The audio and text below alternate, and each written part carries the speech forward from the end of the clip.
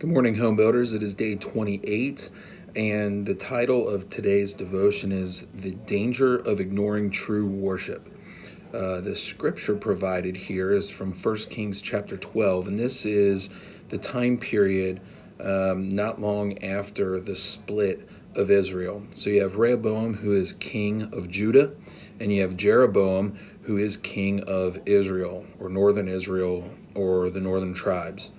And what happens here shortly after this is Jerusalem obviously is situated inside Judah, but Israel and Judah are now two separate nations.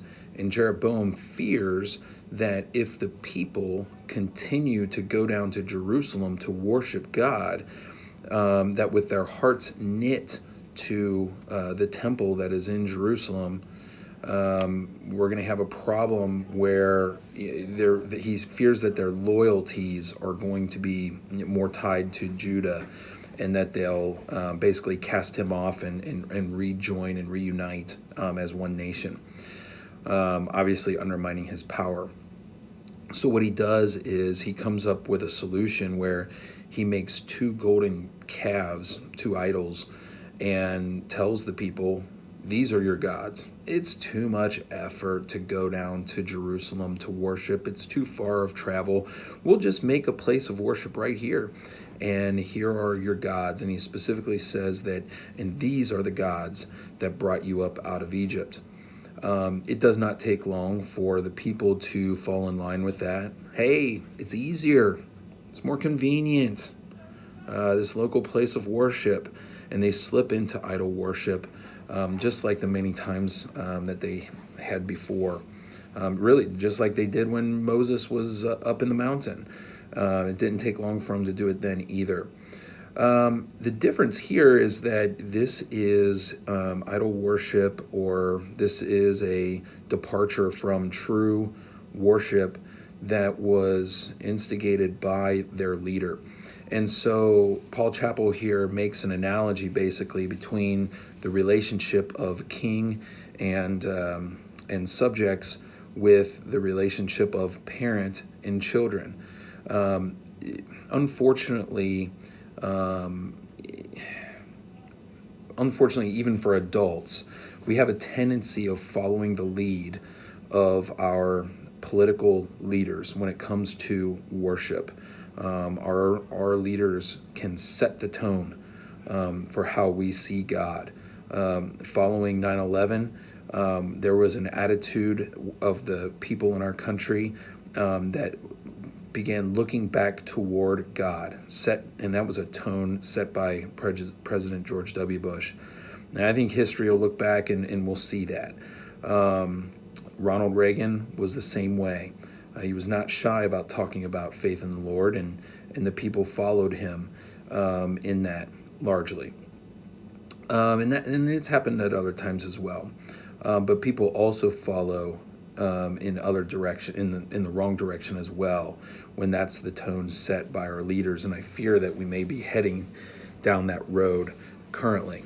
Anyway, that's really not the point for today. But the point for today is, if adults follow the lead of their political leaders in how they see the Lord and their walk with the Lord, and specifically how they worship, certainly it's understandable that our children do the same thing as well, following our lead. We have to make sure that we don't ignore true worship when it comes to our children, and that comes at all times. This needs to not just be a Sunday morning and or a Wednesday night thing. This is all the time. And the interesting thing that I would add to this is, God has given us the tools to do it. His creation, it's all around us. It's probably the primary tool that I use with my children in constantly making sure that we remain aware. Hey, God made this. Hey, let's be thankful to God. Hey, it's pouring down rain and storming. Well, you know what? We should thank God for the rain because our plants need it. This snow right now, this freeze, maybe we ought to teach our children, and maybe I need to teach my children, hey, this is a good thing.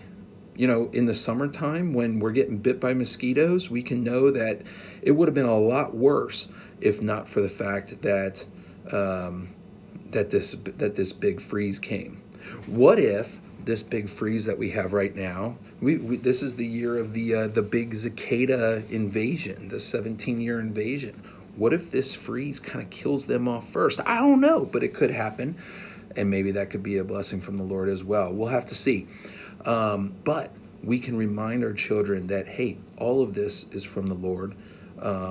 This amazing world that we live in, this earth, this creation is from the Lord, and He deserves our worship for it. Anytime we notice something that is from the Lord, a good gift from God, we can, instead of just saying, oh, that's so cool, we can remind our children, hey, what an amazing gift from God this is. And so personally, that's what I use to constantly keep the Lord in the front of our consciousness as we go throughout the day. And if we do that, our children just naturally fall in and they learn to do that as well.